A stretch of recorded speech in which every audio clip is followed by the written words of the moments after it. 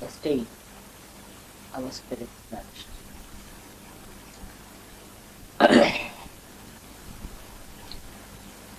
I think it is the quality of wisdom which is still lingering or is manifesting in many Australians' wisdom part, which many have lost because they have taken to the gross side of materialism.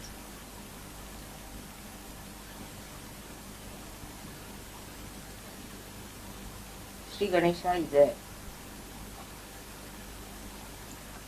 tremendous purifying power, tremendous purifying power, because it cannot be contaminated. Whatever you may try, it cannot be contaminated. Only thing is, it may recede back. It may not manifest. But wherever it is in its absolute form. If you know how to use it, you can purify everyone, you and yours, everyone. So the responsibility of Australians, one must understand, is very big, because they are living in a country which is ruled by Sri Ganesha.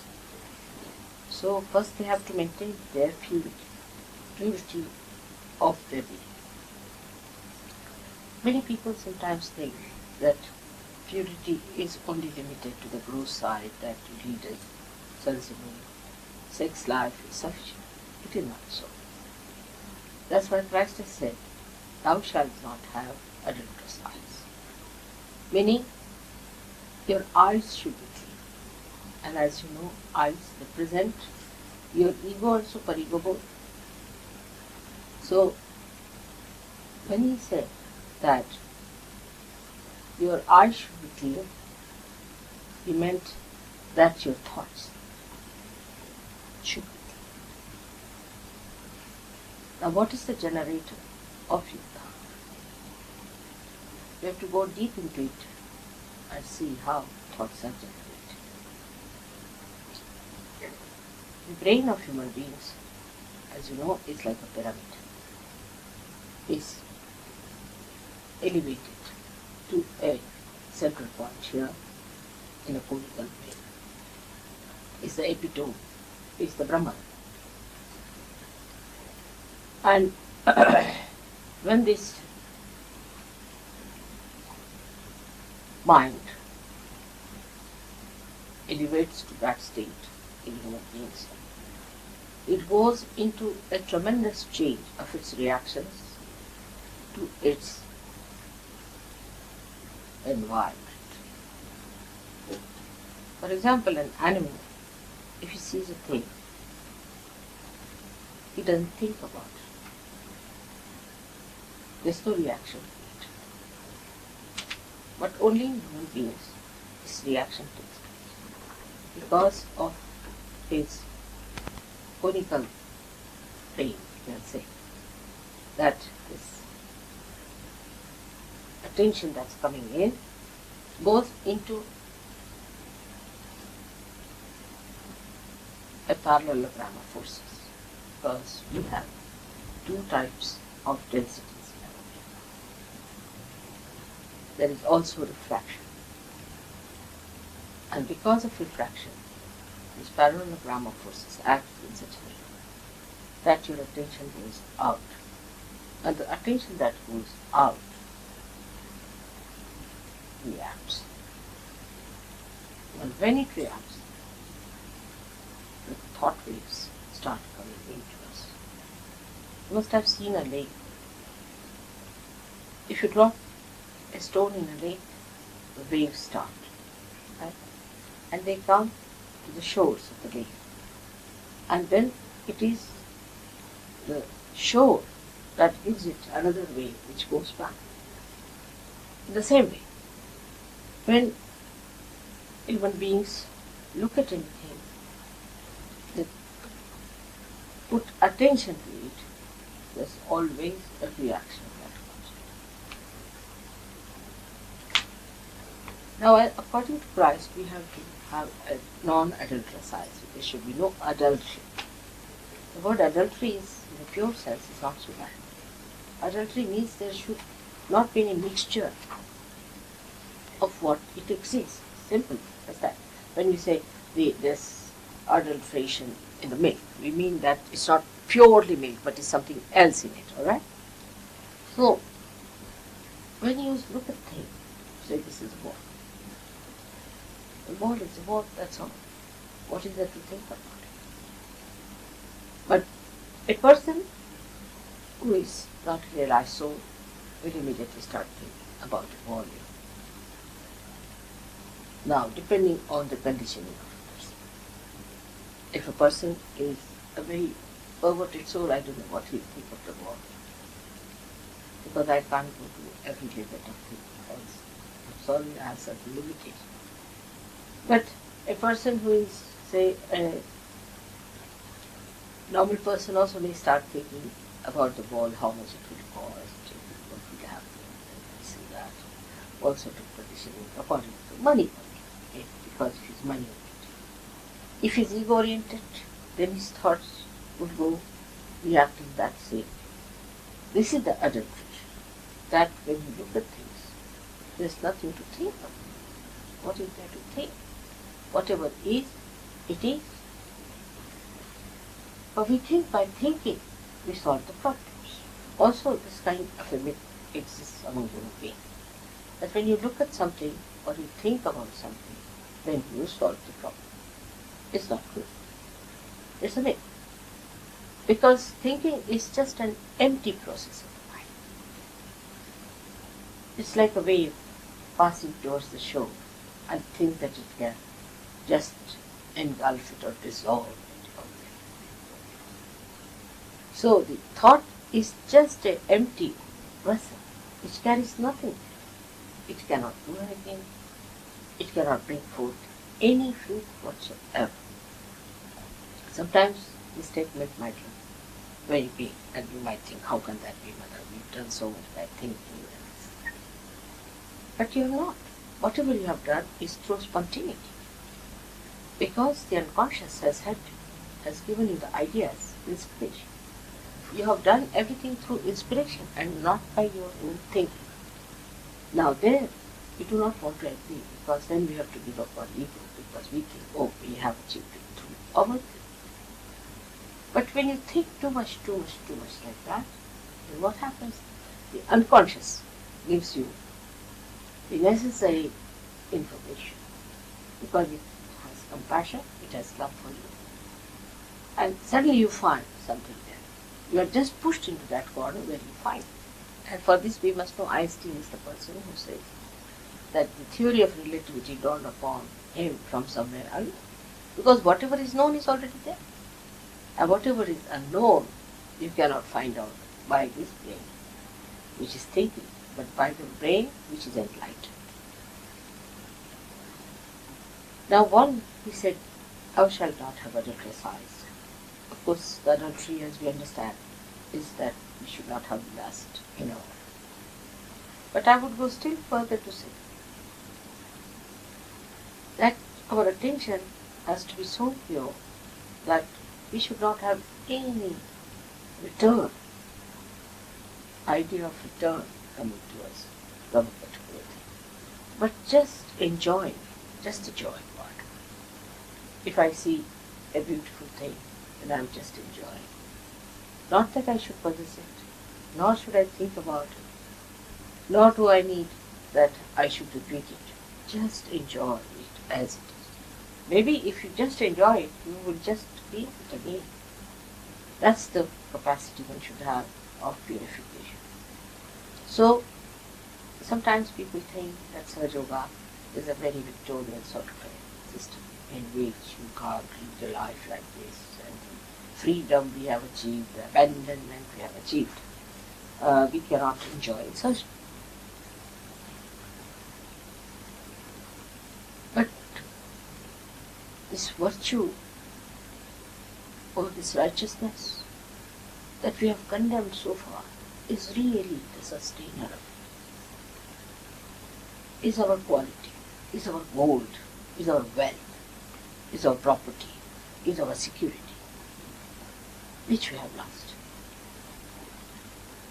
And we have to just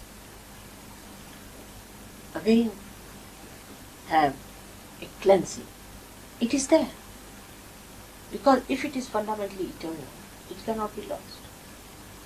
It cannot be permanently destroyed. It's like you have seen a brass metal or something like that gets covered with atmosphere, black, red, yellow, every sort of a color. But again you polish it out, it comes back. But if it is gold, it is untarnished.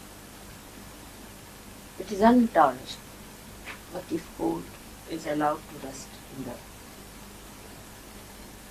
dirty gutter or something, you cannot see.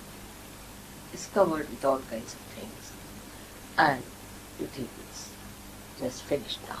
It's not. It exists all the time. Our innocence exists within us. It's not lost. It's there. Only it's covered, just like the sky can be covered with clouds. It is covered now because of the atmosphere, because of the way we try to dent it to all kinds of things. That's why I say don't feel guilty. Because if you feel guilty, then you have a hand which is weak, a mind which is wobbly, and then you don't want to cleanse yourself. But it exists all the time. It is untarnishable. It exists within. You have to just get to it. Now Sri Ganesha is the one who does that job for us. He is the one who cleanses it. That not he is the embodiment of purity, but he does that job. Only a person or only the deity which is the embodiment of purity can do it. As like you can see a soap. Soap is the one which is in quality, is a pure thing, and it purifies too. Supposing it is not pure, it can become contaminated.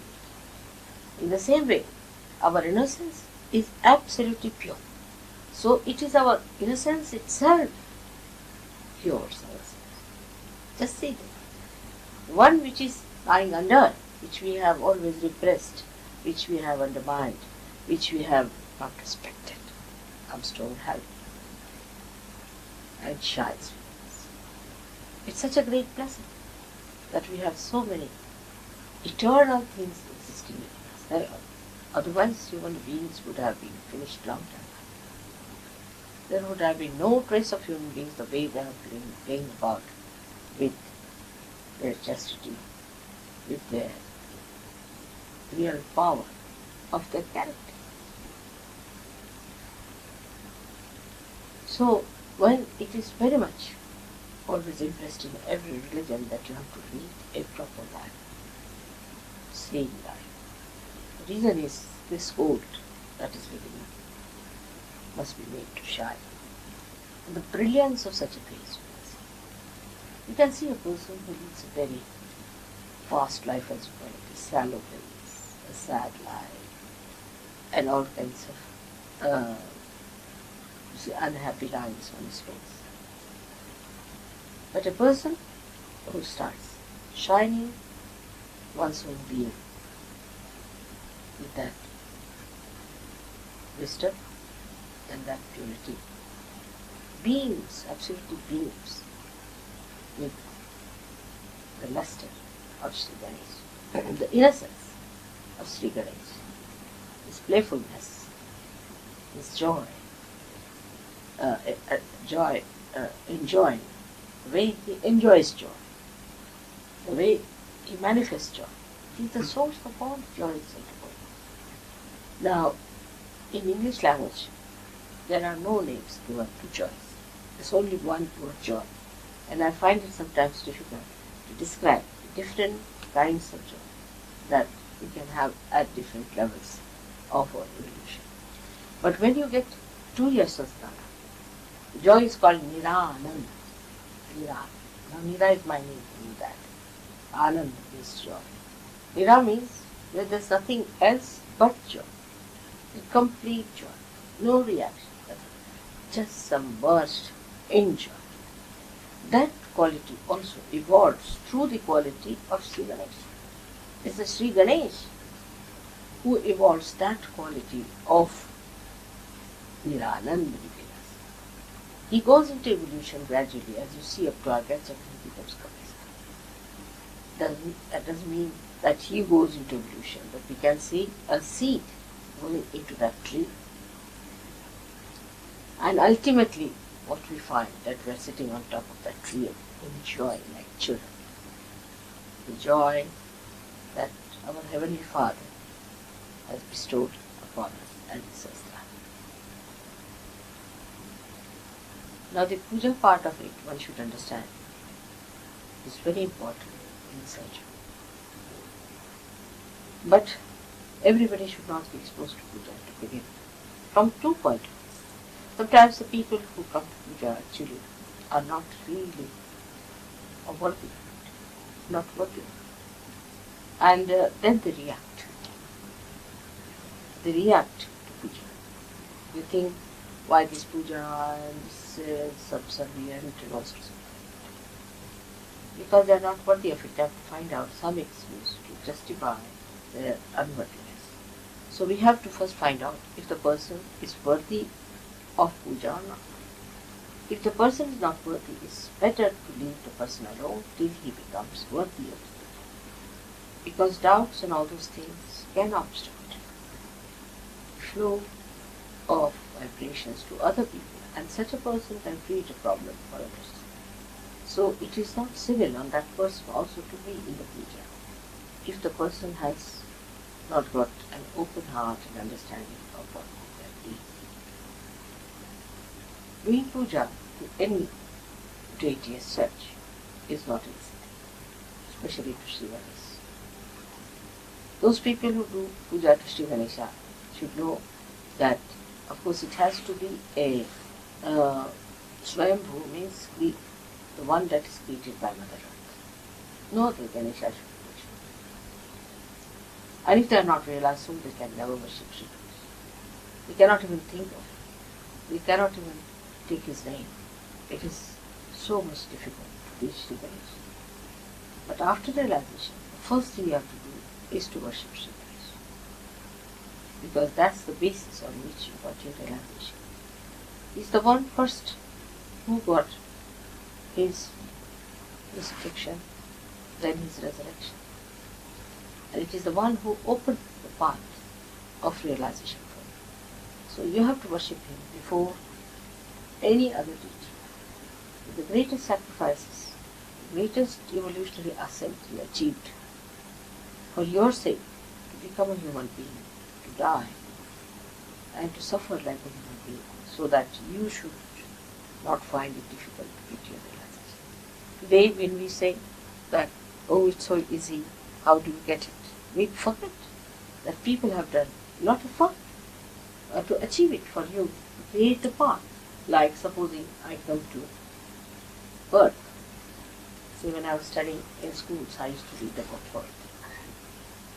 And I could not imagine that Indians could easily reach Perth so easily from, say, just fly out and you are just there. But it's possible today that we have achieved this kind of an ascent from India to Perth so easily. Because people have worked for it. People have sacrificed. How many people must have died creating an aeroplane? How must have had shocks and things like that? We are now just using, we are so privileged to use their sacrifices for our benefit. It's all we take for granted. In the same way, in spiritual ascent, when we say it's easy, it's not so easy as you think, because it is worked out since ages, a very deep way. And even your mother has worked very hard to achieve. So somebody has done the job. So if it is easy, you should thank your stars that it's not difficult for you. Instead of doubting it, why is it so easy? That you want to contribute something to it. All right, you can. But first, take advantage of what is available, and then you can contribute also something more to it. If you have not known an ordinary aeroplane, how are you going to build a complicated one? So first know that whatever is achieved is self-realization, and the cleansing power of Sri Ganesha. Establish Sri Ganesha. First of all, you must establish it, and then you can use it for others, for yourself, and for bettering the methods of Sanj Yoga that you have learned. That's how Sri Ganesha is so important for all the searchers to be understood in its all aspects. But this principle is very enormous, I should say. Principle is very spread out. It's very subtle. So to understand in its all aspects is not easy. Only thing what you can do is to become one with it. Like the ocean, if you become one with the ocean, you become the ocean. Just become one with it. And that's something like that. But if you use your brains to understand it, your brain cannot even capture a wake up.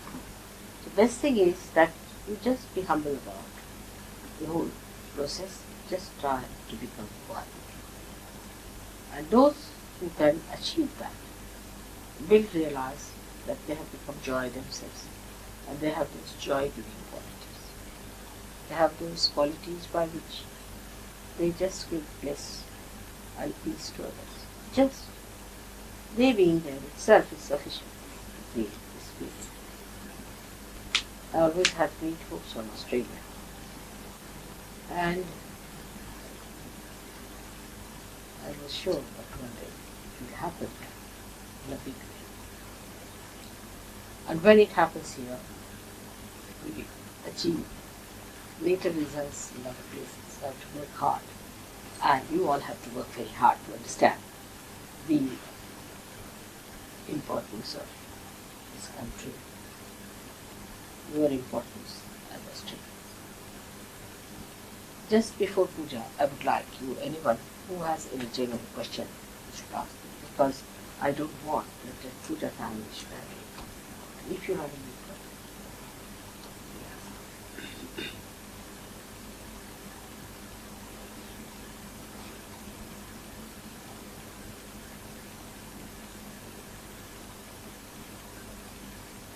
Well, okay. But because Sri Ganesha himself is Tishtati. He is the one stop. He is the one who makes you settle down. The word is stha. Like Grahastha, the one who is a householder, is the one who stays in the house, who makes you stay or makes you stick. Established. That. Established is above.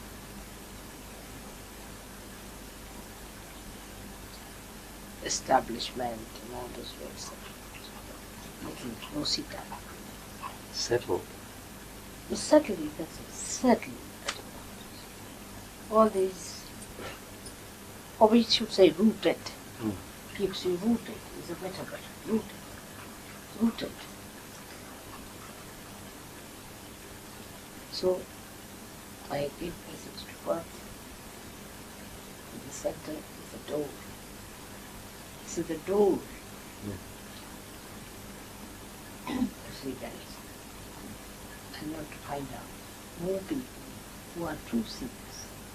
And don't quarrel with people who are doubting surgery. Just don't quarrel. Because gradually all of them have to come. And if they don't come, don't despair. That's all. That's their luck. So you just don't argue on that point. Don't waste your energy arguing with them. We have other methods of convincing them, of giving them bandha, of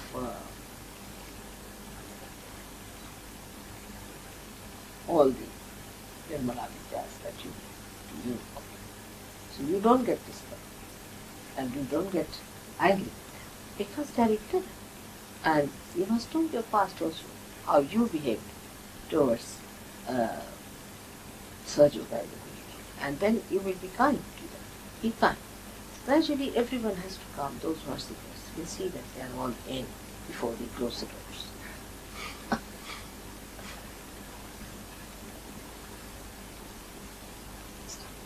We will do the puja. Come, good.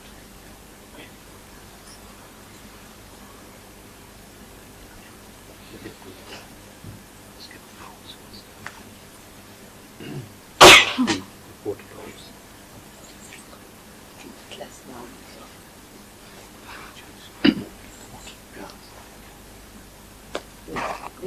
Come very good.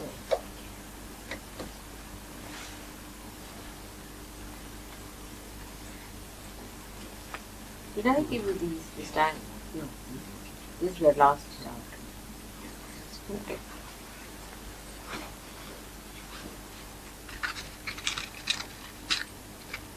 This cluster comes from Sri Ganesha.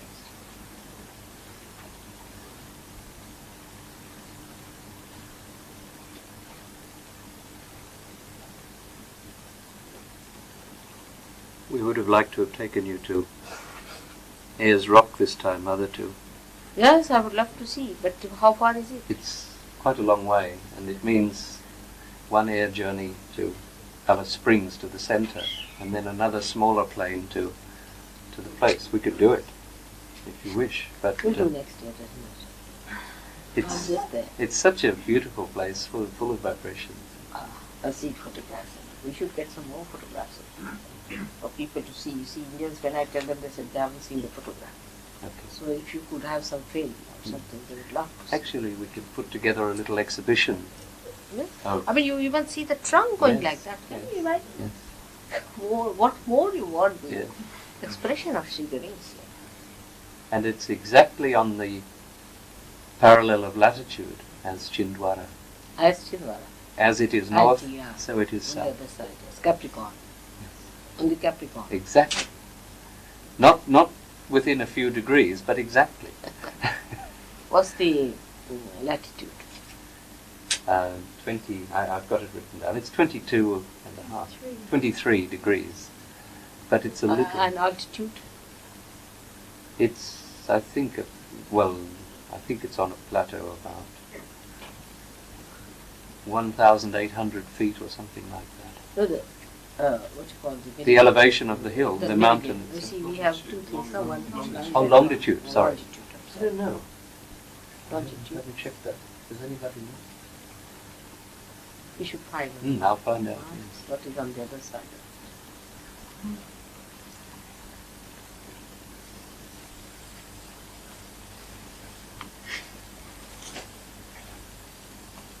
All right.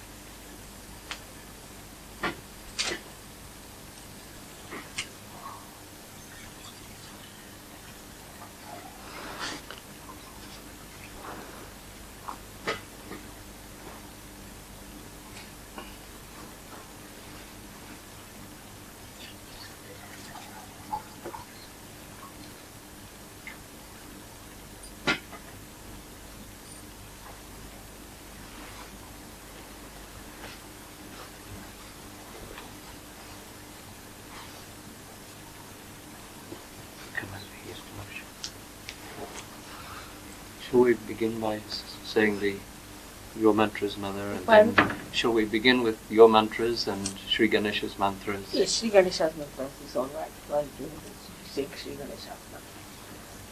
First Washing thing. my feet, please. So my feet are Sri Ganesha. The hands are Sri Krishna. And the head is Ganesha. Begin with